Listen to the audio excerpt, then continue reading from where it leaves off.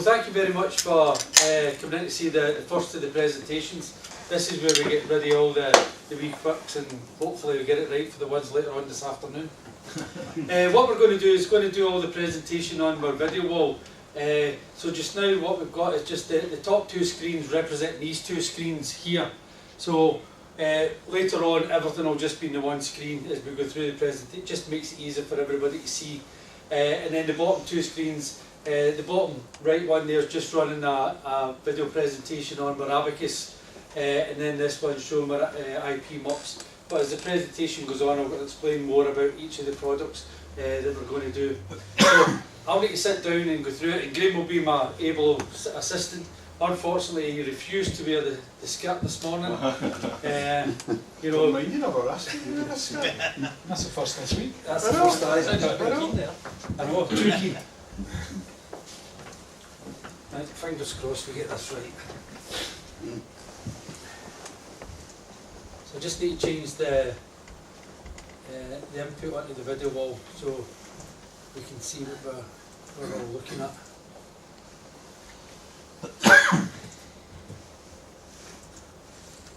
So what we're going to do is introduce the new Titan Vision, and what we've done is we've redesigned the whole front end view of the system. We've taken away the normal camera tree and device trees that you see on systems and now made them all interactive. So we've got interactive icons for our camera devices, for our maps, for our web pages, for our outputs, like our video wall, or our MUX controllers, and for any programmed devices, as all on our device tree here. And as you click on the icons, the toolbar slide in and out. Now this can be automatic. After a preset time, it goes back in if it's not used, or it's on a click, depending on what way you want it. And then we have our tabs down the bottom. This is all to do with playback, which I'll explain a wee bit later on. You can see that we're using neutral colours now in our displays. This is the way that the world's going in their web pages and websites. This is all very much based on kind of Windows 10 type happy feel. And then what we do is we bring everything up in individual tabs rather than trying to squeeze everything into the one screen. It's all based in tabs. So what we have got just now is our control application displayed on the wall. So this is what we're seeing is just my screen here. So the first thing we would like to show about the new 7 is all about our open platform, and everything we do about VMS, it's everything to do with open platform and integration. We integrate with as many camera manufacturers as we can. We've got a number in the room today. We integrate with as many third-party devices as we can, all to make it easier for our customers. We've also got our storage devices, etc., all integrate, and we manage everything there. So it's still fully open, and it's still a license-free product going forward, and that's the philosophy of the company for now and going forward. It's always going to be that. The other things that we want to do, and we have introduced with the new 7, before you got one box that fitted all, and that's not great for every application. So we've now introduced 2 new products. One is called Titan View, which is a kind of slimmed down version of Titan Vision. It's limited number of cameras, limited integration. It's designed for multi-site applications. So you maybe have a remote site that's only got half a dozen cameras on it and 2 or 3 alarms. So you don't need a big massive system to manage that. So we use Titan View, which is 100% compatible with Titan Vision. Then at the other end, we're getting asked now a lot more for managing the systems and how we actually manage and control the actual system, not the video, but people want to look at the system and interact and find out how many cameras are connected, how many are in fault, how many alarms are working, how many are in fault, is empty turned off alarms, it's not empty known. So it's a much more manager of the system, and we call that Titan Sigma. So Titan Sigma is all about the reporting side of the application rather than turning videos on and off, etc. So a wee bit about the integration. So the first thing we'll do is we'll just bring up, a screen. So I'm just bringing up a 6-way screen, so we can, if I can hit the right button, so we can hit a manufacturer for one camera, another manufacturer, and another manufacturer. So we've got instantly got 3 different manufacturers of cameras up there, all seamless and all showing fantastic pictures. But at the same time, I can also bring up web pages. So what we're getting told by a lot of our clients is that they're now looking for Sky News, BBC News to tell them what's happening around the site, because they get to know things a lot quicker, some of the sites. So we can bring in, like say, Sky News. So then this is the web page, and it's full interactive with the operator screen. So we can click into anything and it's there. We can bring in, like say for instance, Travel Scotland, so we can find out how the roads are doing, and again everything's full interactive. And what we've also done to try and cut the cost down for our customers, we've now started to integrate with web pages or third-party devices. In this case, I'm just using the 360 Predator, which is a camera behind us there. And I'm going to bring that up now full screen. So you can now see that I'm now talking to their camera. So when we're looking at that, I can now talk to their camera, all from my operator screen.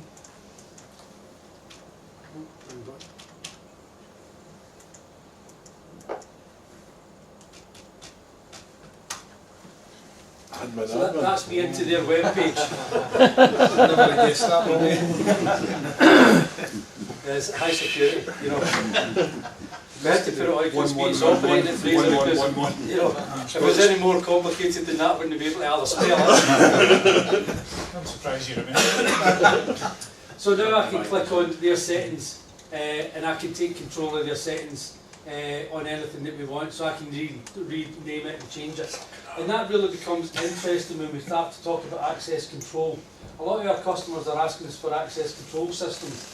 And up until now, we've had to get an SDK or get an API or whatever, so it costs thousands of pounds for our customers to write that access control. So all we do now is get access to their web page. We can add, delete the cars and users from their web page, so it's their system. But then we take care of alarms and doors open and all that through. We have a product that sits behind the scene called Titan Alarm, which manages all the alarms with third-party devices. So we can do all that at very little cost for the end user, just by working with web pages. So I'll just close it up. We'll cancel just in case I did change anything. And then go back up to my main screen.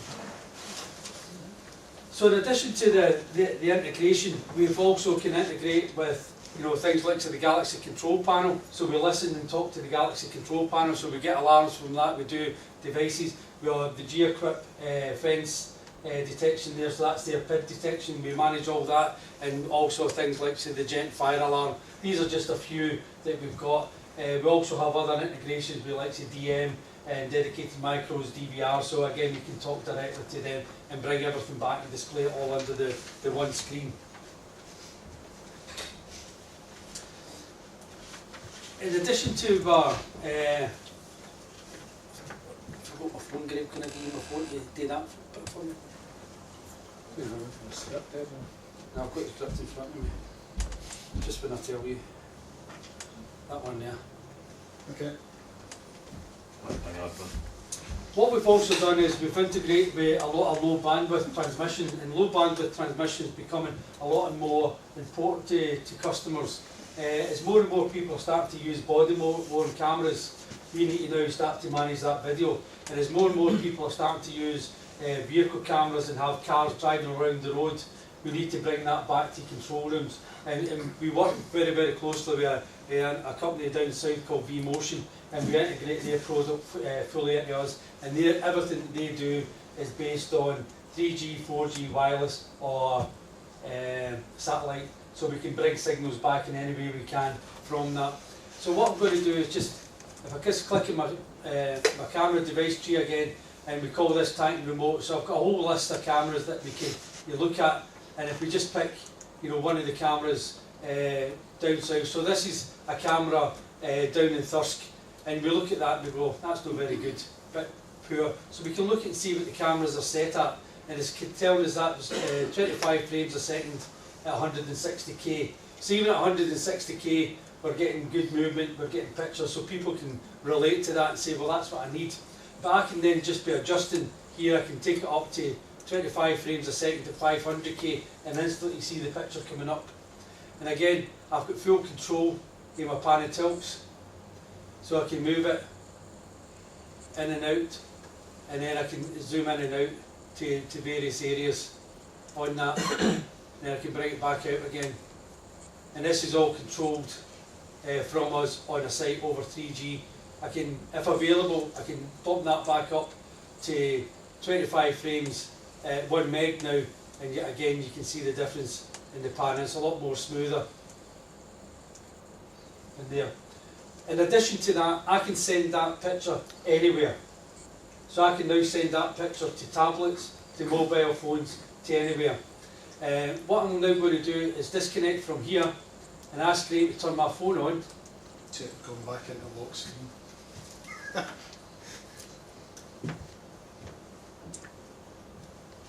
Thank you. Thank you, sir.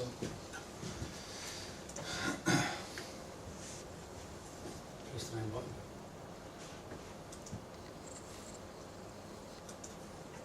So we're now talking to my phone. So where this is now.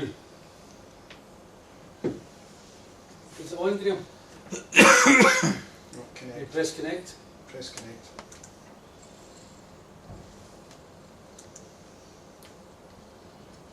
So we're now looking at us live in the office. That's coming from our phone over 3G all the way through, whatever it does, back to here. Everybody wave. So again, the settings in that are fairly low. Graham, do you want to put it up to profile 7? Preferences. So what this is now doing is, if you've got a body worn camera, this is the operator sending it back to the control room. The control room now can send that to any device. So if he's watching something, the control room are actually seeing exactly. It says profile 7 on it. Is it? Mm-hmm.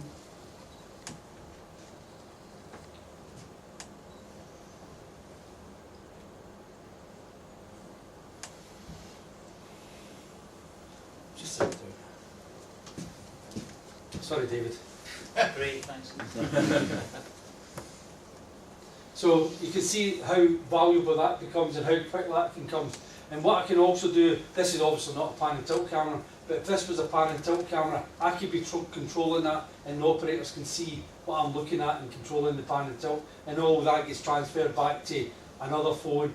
So if you think a bullion run, where they have the main bullion vehicle and then 2 support vehicles, so what the guys in the front vehicle could be doing is showing back in the control room, watching what's happening, and then if they see anything that's an incident or anything that's an area of concern, they can send that to the bullion vehicle and say, do you want to make another journey or route?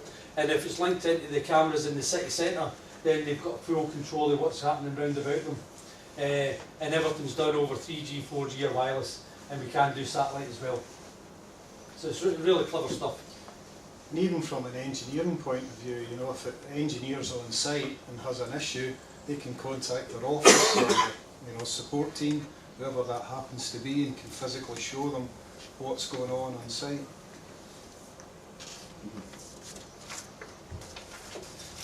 One of the other things that we do with integration is we use it to monitor devices, so not everything is for alarm. So if we look at, if I get the right button, so this is us now looking at this box here. This box here is the GeoCut Ethernet thing. Is it Ethernet? Microlit. So this is one of their fence analyzers. So what I can now do is actually listen to the cable. I can now listen to the fence, and I can look at the fence to find out what's causing false alarms, for example. So if there's a branch banging against the fence and causing false alarms, I can monitor and manage all that from here. So if I click on my live signal, and then if my little helper goes up and just scratches the fence, you can see the dials are starting to move, so the operators then can relate to that and start to manage the systems. If you'll notice, it's going to about 5 doing that, whereas the threshold is set for 7. So if I hit it a little bit harder, it will kick it into full alarm, and you'll see that the green lights turn red to show you it's an alarm. But then you'll screw up. But then I'll send it into full alarm and it'll start doing different things. So I'm not going to set it off completely. So again, and we can listen to the device. So what we can do, because what we've had is a few sites where the problems are is the wind gets up at night and the fence starts rattling, and the operators turn it off, and then a month later they remember the fence is off. So what we have done in the past for these type of sites is we link it to wind socks, and Graham will remember the proper name for them. Anemometer. And then once Absolutely. that's the last time to see it. Just as well for no beer. Yeah, wind tog, exactly, it was the wind tog. But seriously, connected to the anemometer, it can then adjust the sensitivity of the fence according to the strength of the wind. So if the wind picks up, you raise the sensitivity of the fence, so you're not constantly getting bombarded with false alarms. So it automates the whole process. So again, it's just another way of the deep integration we can do, and we do for a lot of our customers. So I'll just go back off of that, and if I just go back on this screen again, and what we're going to do is I'm just going to close some of my videos down, and then Graham's going to be breaking. I'm just making Then this you need to to see do the it in the difference. client screen.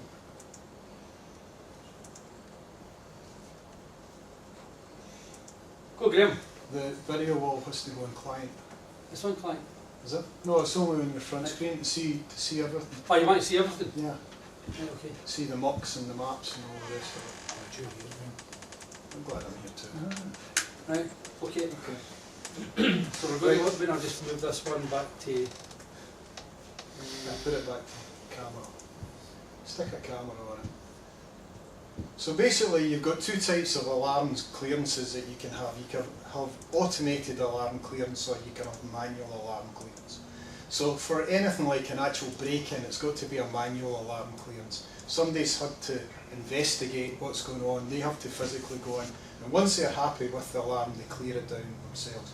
But it could be, say, the postman coming to our back door. So the postman comes to the back door, comes in the door, we just need to know that there's somebody there.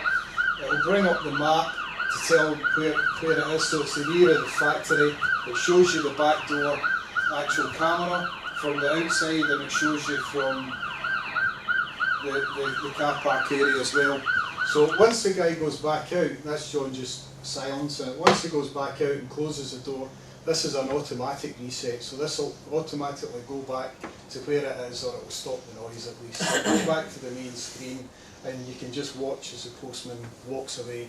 You know there's no incident and everything's under control. The second type of alarm is across here. The other thing that it will do is on the fence alarm will, because this is a fence, this will kick it into a permanent full-time alarm. And once John silences it, I'm just going to put it back up big, full screen, just so everybody can see what I'm doing. yeah.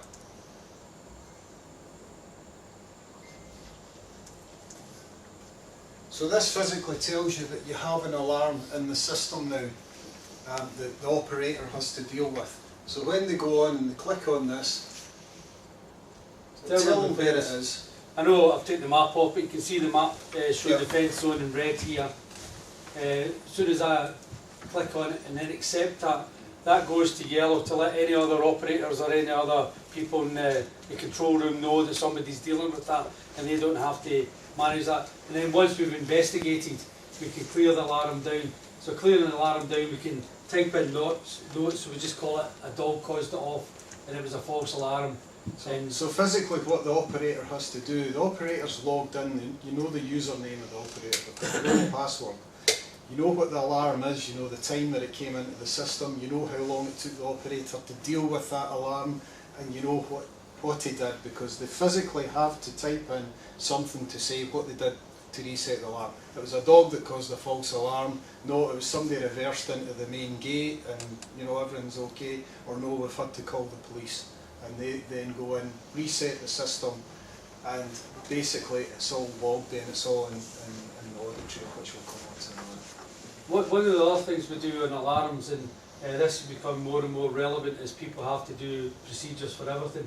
We have another product that sits alongside this called Titan Command, and Titan Command is all to be led, it's all profile led. So if I've got a site and they need to deal with alarms in certain manners, they tell us what the profiles and what the manners and what the protocols have to be, and then any time they get an alarm, then that has to be followed before he gets on to the next step.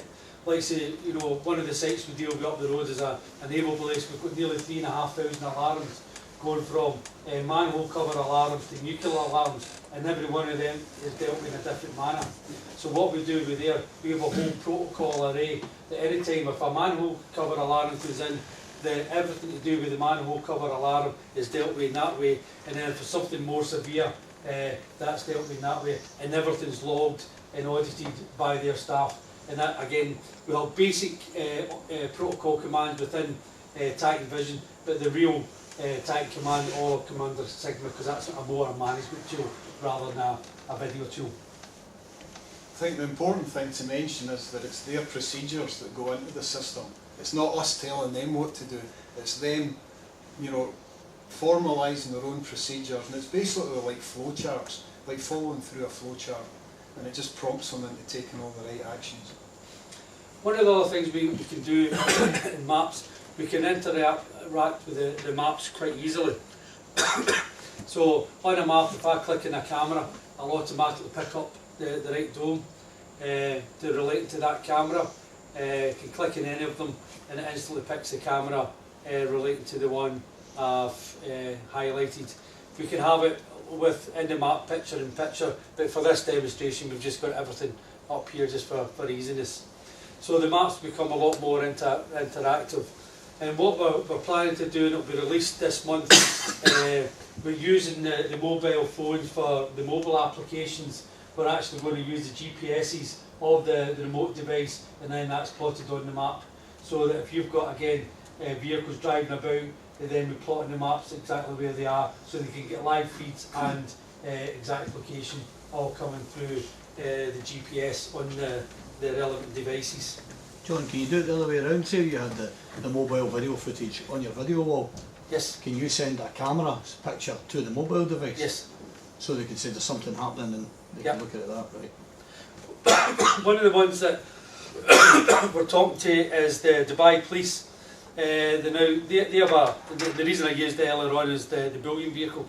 They have a bullion vehicle that goes through the Emirates twice a year, and I know if I was in the Middle East I wouldn't be wanting to attack these vans, but they get broke into regular and they get tagged, and all they've got is GPS taggers on the cases themselves, not the vehicles. But they have a vehicle, the bullion vehicle, then they have two outriders and they follow it, and they want to trial this where the outrider at the front shows the video back to the control room, and then he relays that back to the bullion vehicle and the other support vehicle, so they can see, and so if there's any cause for concern by the first vehicle, they can then highlight it back, and then they can make the action to move away. You know, that was really the driving force for getting the GPS in. So we're very hopeful that that's going to materialise later on this year. But you could send that picture there right now to your phone, like that image there. That image there, yes. Right. Yeah. It doesn't have to be the low bandwidth stuff. It's anything I can send to my phone or my tablet. Is it a static image, or can you send the actual? It's PTZs. Right. Well, obviously, if I'm sending it to your phone and I'm the operator, I'm controlling the PTZ, right. So they're just seeing it moving, you know, right. From me. Yeah. It's the picture, it's the video feed. It's a copy of the video feed to multicast. It's getting sent to that. Yes. Not a JPEG or. No, it's live images. Just there's not much going on out there. So if we look at John, how many live images can you broadcast at any one time? Well, the codec itself at that end can take up to 4, or I can put a bigger box that can take 8, but only transmit 1 back, or a quad back, or 2 quads back. So if I just go back to the remote just to show you. So like so this is Thirsk. If I just connect to Thirsk, it's sending that back. That's a 4-channel codec, it's down there, so it's either 1 or a quad that sends back. It can do audio as well, and it can do relay changeovers as well if you need it, and there's some metadata that ships back as well, Fraser. You know, but it's a quad or 1, and if it's 8-channel, it's 2 quads or 1. That's just the way the codec works. Obviously, if it's on your phone, it's only 1. but I've no interaction with that quad. I can't do anything with that. You just view it, Yeah, that's just a viewer. Yep.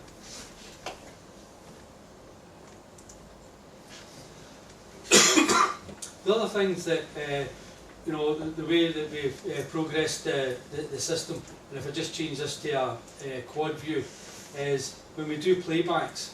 So what we've got we're live image, and this is just the camera at the back door. I can instantly change that to playback just by clicking on the playback bar, and then just go down to my toolbar. Anywhere I click on that, it'll give me the time and date, and I've also got my go-to button. So if I wanted to go to Pacific time, I just click the time, the day. So if I go to last night for it, I can go there. Go to midnight, go to 1 second past midnight. And then I can now see it there. But at the same time, I can also bring up the live view. So I've got the live view image and then my replay view, so I can play them back at the same time. I can also bring up another camera, one maybe associated with that area. And then again, just hitting it, I can go back and give that in the play bar. And I picked one with no recording, so let me get another one.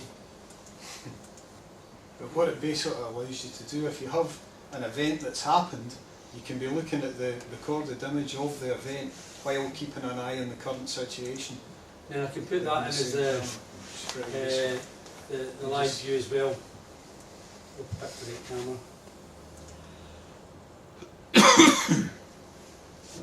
And then what I can also do, by clicking on any of the replay cameras, I can just click and then I can synchronise, and these two cameras are now synchronised to the one that's highlighted. So it means that they're playing back at the same time, and I can do that up to 4 cameras. The other things that we can do, and I'm just going to close all them down, we can then get into our playlist. So once you've got an incident and the operators managed it all out and did all, you can put it in what's called a playlist. And the playlist is just a storyboard of events. And this is some incidents that we've got from an airport in Ireland, and you've seen the pictures going about. So we can see this is the good vehicle entry in there, so all the vehicles are getting searched and under body scans. Or we can click on the next app, which is the road into the airport, or we can go to the check-ins, so we can see all that through a storyboard, and the system just plays. And what we do is we compile that when you're using your replays to try and put the story to that event or that alarm. I mean, to be fair, this is just a sequence of different cameras just stitched together, if you like. But normally it would be an event, like John walks into the terminal building, and here he is at the entrance camera, and here he is at the check-in camera. So it's like editing a movie, if you like, and you can make a whole movie from dozens of different cameras of any event happening throughout the airport. I know we're not allowed to say it, but spot the person in the wig. Me? No, we call this Wiggy. You know, he's hiding now because he knows he's getting talked about. All right. So this is how we put together our playlist. I don't think that is a wig, that's painted. And all these, of course, can be exported and downloaded and what have you, and they can be all downloaded in various different formats to comply with whatever regs that we need to comply with. So we'll just close that down. So one of the other things that we've been doing an awful lot of work in is our audit trail. So when you click in the audit trail bar, what that now does is it gives us a whole information, and everything anybody does in the system is logged. So anything the operator does is logged, any management activations is logged, anything that are changes for an engineer going into the, we call it the admin tool, which is our configuration tool, is all logged. Everything is logged. So just now we're on this is user demo. What's the password? Demo. So imaginative, isn't it? So this is on the client, so this is this bit here. So it's telling us everything that I've been doing over the last couple of days. So we can actually put in you know, a time period from a start date and a finish date.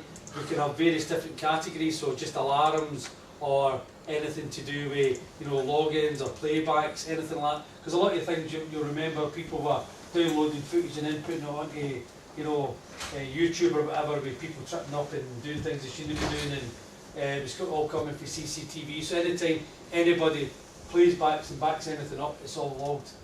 So we have everything in the client logged, and then we have separate, which is all the management to do with the system. That's included in the server logs, etc. Then the admin tool is what our engineers or the site configurator, any setups he would do. So if he's adding cameras, deleting cameras, adding recordings, it's all done under our admin tool. And then this is where we've done the most amount of work. This is now we're starting to relay front end information of the system back to the operator. And this is more and more going into now our Tank Sigma product, which, as I said, is the management of it. So from this we can then start to drill in and find out why cameras, you know, how many cameras are on the system. So if you've got 400 cameras on the system, he can quite instantly get in there and look, I know this is alarms, see how many are connected, how many are failed, and then from that he can say, you know, why are these cameras failing? If he's getting an awful lot in one particular area, he can then drill in and find out, is it to do with networking problems, is it to do with power problems, etc. Then that way he can start to put in the resources to find out why these are all failing. So this is more and more management, and everything you see in the audit trail is fully exportable, either as a CSV files or PDFs, and it also can be programmed every Monday morning. It's emailed to whoever, so he knows what's happened over the weekend. Has it got user login and log off details? Yes, all that's, everything like that's logged. And is that in the audit trail, or is that? That would go under the client audit trail, Right. which is here. Yeah. So anytime no, it's under the server audit trail. It's in the server audit client. So under the client, Okay, right, yeah. under the Yeah. client audit trail. So could you get time information about shift stuff in terms Yes. of? Yeah. Yep. How far will it drill down from I'll use a sort of security scenario as an example. Someone puts in the wrong password 3 times and an alarm's raised, would that pick that up? Could that pick that up and then put it in an incident management system? There's 2 different products we're talking about now, Fraser. Our standard vision, standard Titan Vision product, if you put your password in long 3 times, it locks you out for a wee period of time. That would come up there automatically. But then we were Titan Secure product, which is our CPI approved product, fully caps. If you log out 3 times, you're logged out to the administrator, goes back in and then tells you to go back in. And that's the way that the CP&I work. And a big mallet comes out the monitor. So could you use it as a time and attendance? Well, you could, as long as everybody's using different passwords, but how many people go in and use the one password? It's depending on how strict you are. Plus the But problem, that's down to the user as well, isn't it? plus again, with the normal Titan Vision, you could probably do it a lot easier. With the secure version, it would be virtually impossible because, again, the secure version forces you to change it at a random period of time that you put in when you set it up, whether it be 60 days, 90 days, or whatever the case may be. Then your password has to be regenerated, so it'd be a wee bit more awkward, I would think, doing it that way. Does the user not stay static though? The Sorry? user ID. The user ID not static though? You don't track it via user ID. You don't The pick name, a name. the yes. name would be static, yes. So even if you change your password, Yeah, you're still going to have a constant yeah, the name in would be the terms of the same. ID. So it's whether the ID can be reported and Yeah. drilled down. Yeah. I don't know if it uses a time and attendance system. I don't know if it would be, you need to ask George. Okay. It also depends on the number of people using Well, the that would be system selling it, and on a single user Time login and as well. attendance for the operator. You see when they logged on and when they logged off, so I suppose you know when you started. It's only a search routine on a spreadsheet, isn't it? Yeah. John, can I ask a question? Well, see when you were talking about the information that you gather and tell you what alarms and stuff you've got on your grid charts and stuff, Aye.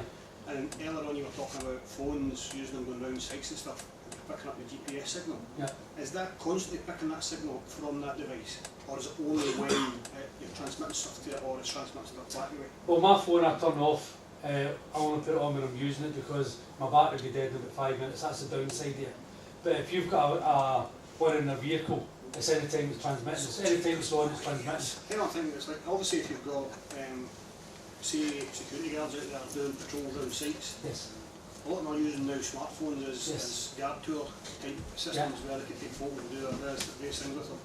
And what more done is that can you from the system there monitor the GPS signal all the time? So for me going in and checking it under a service level agreement, I can go in and say, right, tell me where GPS or you know what's linked to that phone, where it was at that on that night, and I can see plotted on it what times are at the site. As long as the, I'll call it the encoder for the lack of better words, is turned on, then it's sending back the GPS coordinates. So you could do that if I could do that, by a search yes. on that and you could find it. Aye, we've not brought the GPS in yet, but that's when the GPS map comes in, so that'll be there. Because the other things that we're going to do with the GPS, once we get that in, we'll be able to put cameras exactly in a map to the exact location, and then actually use the GPS coordinates to tell the camera to move. As long as we can get feedback to the camera. That's a question where you can link the camera footage Aye. to the location of the GPS Yeah. also. That's good.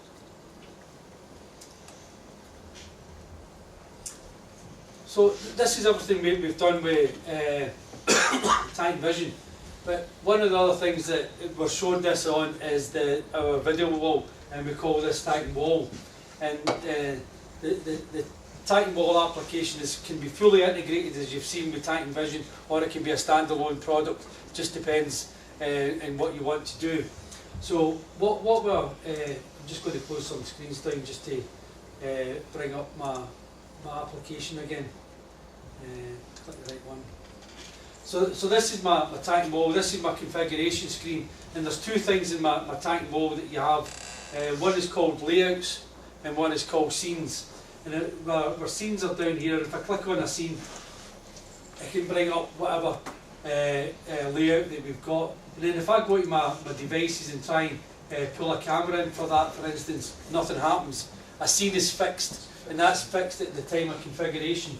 And the reason why that's fixed at the time of configuration, these are for the applications where the operators are not allowed to do anything, or not allowed to change anything, and you can have 56 scenes, and each scene can have 256 panes of video within it. And it's the same with the layouts. And the layouts we have up here. And what a layout is, if I just go to the same one, sorry. So a layout is something now that the operators can change. So I can go to that screen there and then put in a different camera. So that's in, and it's in playback, so I'll just press it to play. So that's now up on the, did I put it in the right place? Probably not. So I can now change the content in there, and as you can see there's nothing in the background just now, so I can bring in an external source for video into the background, and I can bring in other ones into any of those scenes. So this is fully configurable as in the content by the operator. And what the operator can also do in a layout area is he can move the images about, because sometimes depending on what he's looking at, maybe the other images, you know, on top of something. So that's fully there for him. But what we use it for, probably more than anything, is to watch HD films.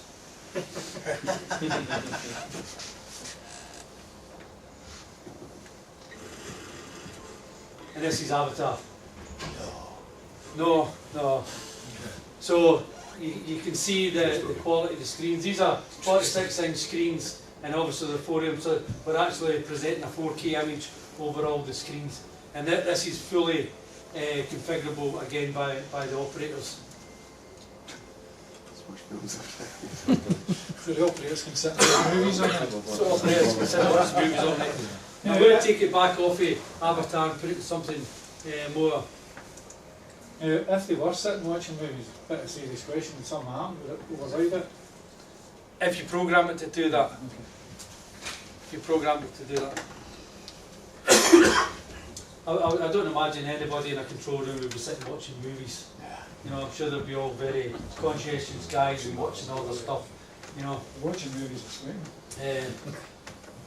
I keep going back to this picture because I think this picture's a cracking picture. It's one of the best pictures we've got around the building. Absolutely cracking, isn't it, David? That's fantastic. I wonder what camera. But just go back to some of the technical things on the video wall. The inputs, we can have 56 up to 56 different inputs from third-party sources. What we can also do, which I kind of alluded to there, I can drag any HD or 4K camera straight onto my video wall without going through any of my software, either my multiplexers, etc. So we've dragged one there. If I drag another one across, so what this does is it's taking the RTSP stream to any camera and displaying it on my screen at any one time.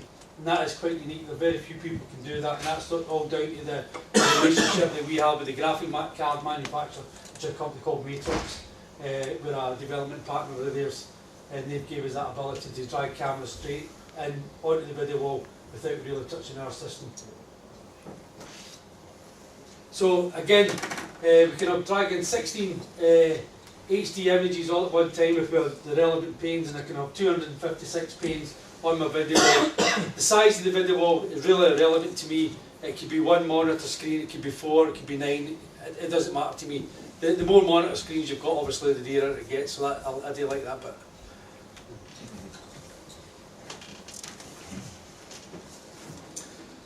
The last thing I would like to talk about is one of the things that we're doing as a company is we're trying to interact more with our integrators, and we're trying to get closer relationships with our integrators.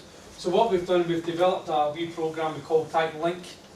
And what Titan Link is, allow us to get our partners to come in and we work together on projects. So between the both of us, we'll go and we'll win projects together.